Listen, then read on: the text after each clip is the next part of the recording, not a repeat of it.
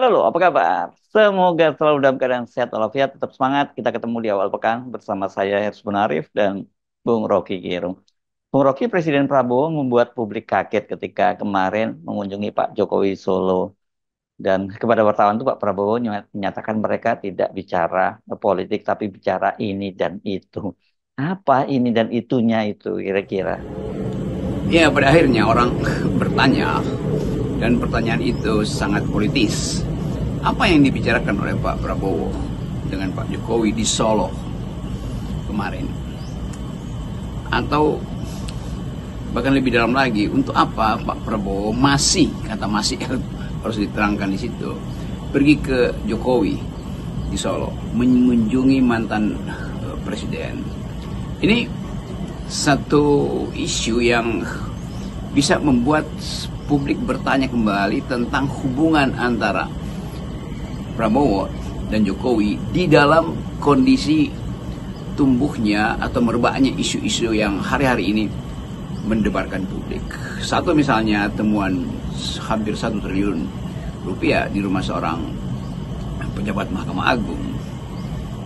Lalu kasus Tom Lembong yang kemudian jadi isu internasional bahkan.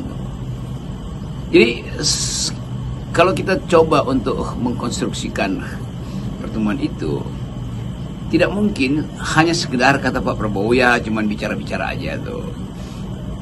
Dan bicara ini bicara itu. Justru di dalam kalimat itu, bicara ini bicara itu, tersembunyi atau bahkan disembunyikan sesuatu yang sebetulnya substansial, yaitu arah negara ini, arah pemberantasan korupsi, arah hubungan antara Prabowo dengan Gibran yang sampai sekarang tidak menjadi mulus karena desakan dari masyarakat sipil untuk terus mempersoalkan status dari wakil presiden. Kita hanya boleh menduga itu secara, sering saya pakai istilah hermeneutic of suspicion, menduga dengan mencurigai karena ada kuriositas itu. Sebentar lagi kita lihat bagaimana keadaan kepemimpinan wakil presiden ketika diserahkan tugas oleh Pak Prabowo, karena beliau akan pergi ke luar negeri mungkin 2-3 minggu untuk menghebohkan dunia misalnya dengan kabinet yang baru. Jadi sekali lagi hanya satu kemungkinan, yaitu ada hal strategis yang pasti dibicarakan oleh Pak Prabowo dengan Pak Gibran, dengan Pak Jokowi, atau sebaliknya urusan Gibran inilah yang menjadi inti kunjungan Pak Prabowo ke Pak Jokowi. Dan itu artinya atau itu menunjukkan bahwa ada urgensi untuk sebut saja memastikan bahwa bagi Pak Jokowi bahwa tidak akan ada gejolak politik, terutama kalau Pak Prabowo lagi di luar negeri. Tidak akan ada gejolak politik kalau kasus-kasus Tom Lembong misalnya dibuka lebih jauh atau akhirnya dicurigai sebagai proyek politik untuk balas dendam dari Jokowi. Tidak akan ada keguncangan politik kalau uang 100 triliun yang 1 triliun yang ditemukan oleh jaksa itu mulai diusut asal-usulnya tuh. Jadi sekali lagi kondisi pertemuan Pak Prabowo dan Pak Jokowi tetap menimbulkan sensasi dan sekaligus kuriositas politik. Publik ini kan sesungguhnya sekarang ini terus mencermati secara serius komposisi kabinet Pak Prabowo yang banyak diisi menteri-menteri era Jokowi. Dalam bahasa netizen, kabinet Prabowo Rasa Mulyono. Dan masih ada harapan bahwa ini soal waktu saja nantinya ya. Dan pasti Pak Prabowo juga akan, dan publik masih berharap ini kan soal waktu, dan Pak Prabowo nanti pasti juga akan membangun kabinetnya sendiri dengan melakukan reshuffle begitu ya. Jadi tidak berlebihan kalau publik kemudian bertanya-tanya, bahkan khawatir ketika melihat Pak Prabowo kok masih sowan ke Pak Jokowi. Tentu ada kebutuhan bagi presiden yang baru yang masih menunggu selesainya konsolidasi kelembagaan dari kabinetnya, karena pasti ada menteri yang baru diangkat dan portofolionya belum dicantumkan dalam APBN, sehingga harus kasak-kusuk cari staf, kasak-kusuk bahkan cari kantor mungkin. Dan yang lebih penting adalah orang menunggu kekompakan dari kabinet di dalam bentuk mengucapkan paradigma kabinet setelah pertemuan intelektual di Hambalang dan pertemuan fisik mental di Magelang.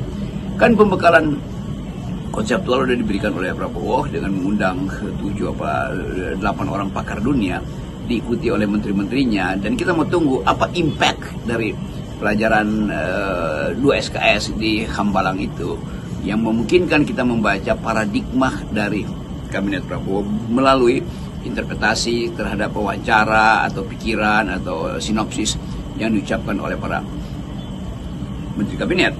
Yang baru terlihat heboh memang adalah saudara Menteri Hak Asasi Manusia Natalius Pigai yang mendominasi pembicaraan publik hari ini justru.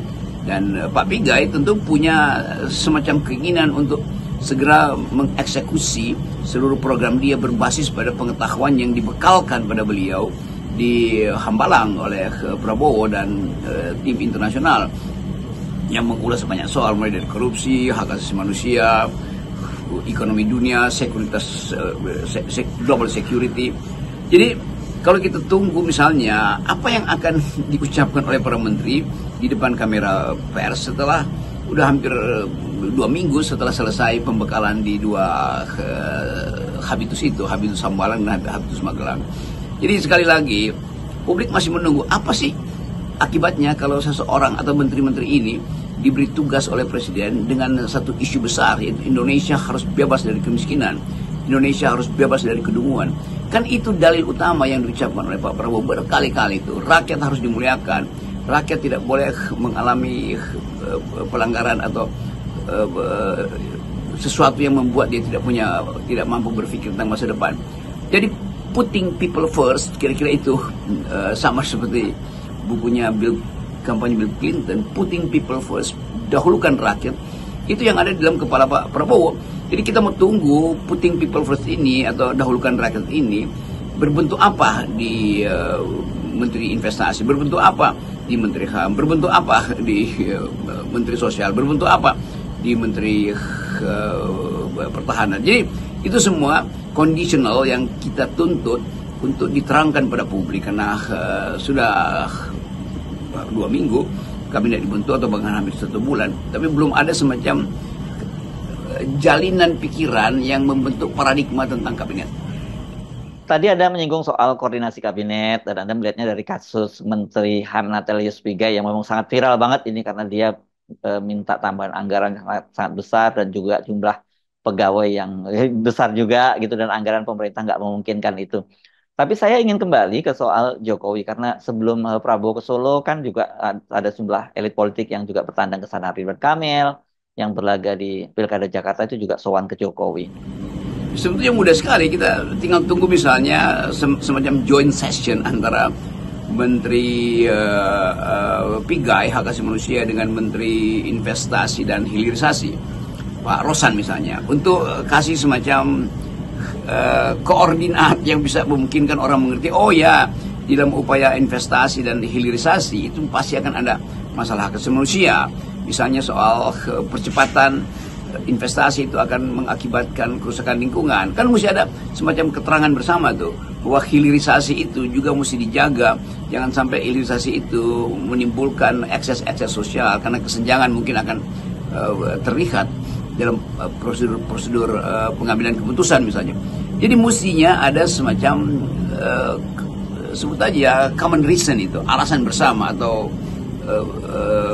background belief, satu latar belakang yang membuat kita percaya bahwa semua yang akan dihasilkan itu didasarkan pada pengalaman intelektual 2 hari di Hambalang dan pengalaman mental selama 4 hari di Magelang. Jadi kondisi-kondisi ini yang ditunggu sebetulnya oleh publik. Nah, sambil kita menunggu, kita mulai melihat semacam keinginan Pak Jokowi untuk tetap mengendalikan kabinet ini.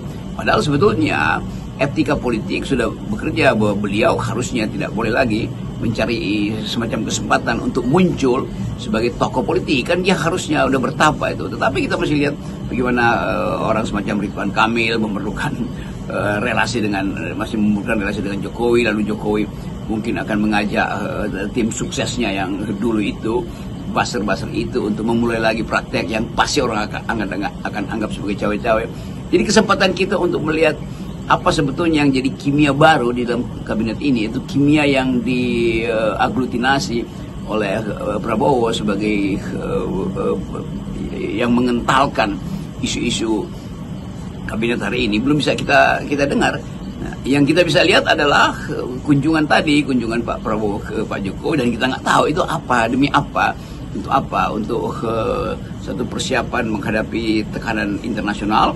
Kalau misalnya soal-soal semacam kasus Tom Lembong itu jadikan dasar untuk mengevaluasi demokrasi Indonesia, atau ada hal lain yang masih menggantung di benak publik, yaitu soal Fufu Fafa misalnya, soal kondisi hukum yang memungkinkan Bobi Nasution itu tidak dinyatakan sebagai gratifikasi.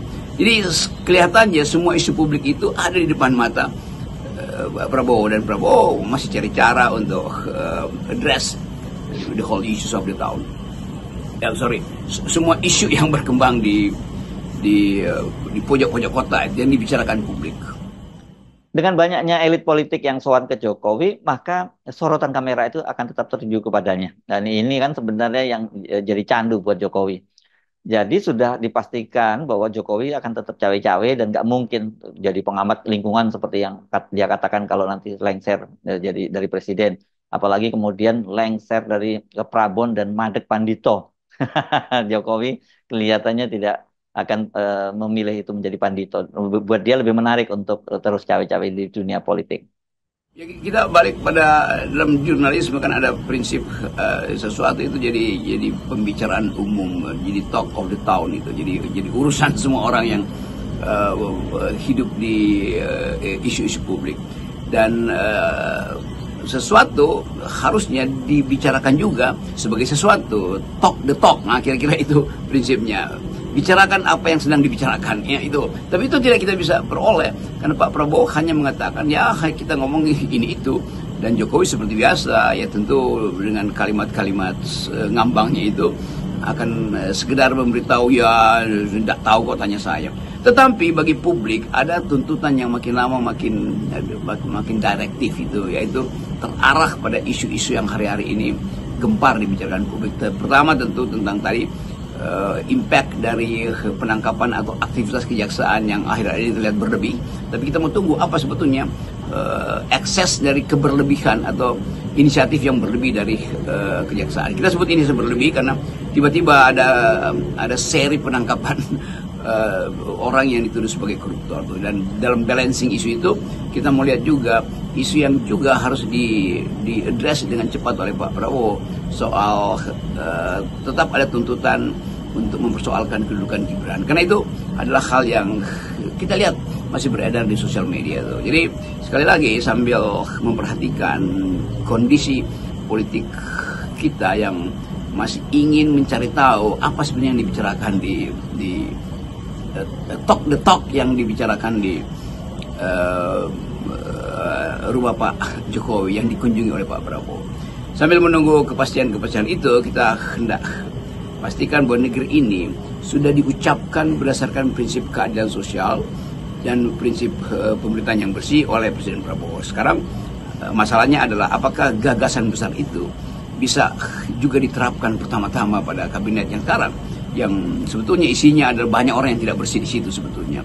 Dan kalau Pak Prabowo ingin menghasilkan keadilan, itu artinya dia harus mulai dengan adil atau bahkan adili mereka yang di sekitar kabinet yang terpapar oleh ketidakjujuran, termasuk ketidakjujuran ilmiah, termasuk ketidakjujuran akademis tadi, dan ketidakjujuran sosial karena sikap-sikap yang merendahkan rakyat, yang sekedar menganggap rakyat itu sebagai pemilih, dan setelah terpilih terjadilah jarak antara apa yang dipilih dan apa yang mereka putuskan, jarak antara election dan decision. Jadi saya kira itu ulasan kita pagi ini untuk membuka kembali diskurs supaya politik tidak diselesaikan di tingkat pertemuan-pertemuan yang tersembunyi di kalangan elit. Salam akal sehat. Salam akal sehat.